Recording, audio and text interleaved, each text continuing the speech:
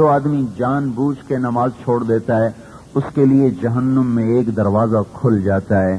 جب تک یہ توبہ نہیں کرے گا اسے اس دروازے میں سے گزرنا یقینی ہو گیا. ہو ہی نہیں سکتا کہ اس میں سے نہ گزرے. تو کبائر ایمان کے بعد ماں باپ کی نافرمانی، ماں باپ کا نافرمان ایسا ہے جس کی شب قدر میں بھی بخشش نہیں، جس کی عید کی رات بخشش نہیں، جس کی رمضان کی راتوں میں بخشش نہیں. شراب پینے والا ایسا ہے جو شب قدر میں بھی نہیں بخشا جاتا، جو عید کی دعاؤں میں بھی نہیں بخشا جاتا، اور اپنے قریبی رشتہ داروں سے برا سلوک کرنے والا بھی ایسا ہے جو لیلۃ القدر اور عید کی جمعے کی راتوں میں بھی نہیں بخشا جاتا. اور دل میں کینہ رکھنے والا اور موقع پا کے انتقام لینے والا اور دل میں بغض چھپانے والا یہ بھی ایسا ہے جو رمضان کے مقدس راتوں میں بھی نہیں بخشا جاتا. جھوٹ بولنے والا ایسا ہے کہ آپ نے ارشاد فرمایا سب سے بڑا کبیرہ تمہیں بتاؤں، وہ جھوٹ ہے، وہ جھوٹ ہے، وہ جھوٹ ہے. اللہ کے نبی سے ایک آدمی نے پوچھا یا رسول اللہ مسلمان بزدل ہو سکتا ہے؟ آپ نے کہا ہاں.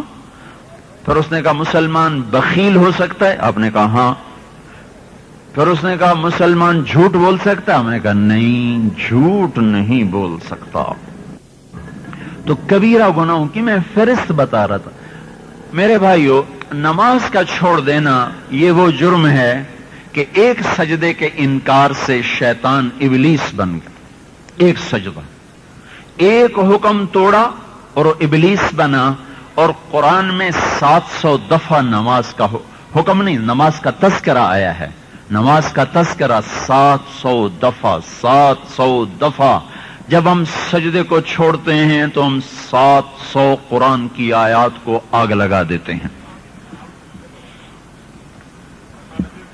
کسی کی امانت کھا کے مر گیا، ساری زندگی وہ نفل تہجد پڑھتا رہا لیکن توبہ نہ کی اور اسی طرح لوگوں کے مال ہڑپ کرتا ہوا مر گیا، تو اللہ تعالیٰ قیامت کے دن اسے بلائے گا، کہے گا بھائی اس کی امانت واپس کرو. کہے گا یا اللہ وہ تو فیصلہ باد میں تھی.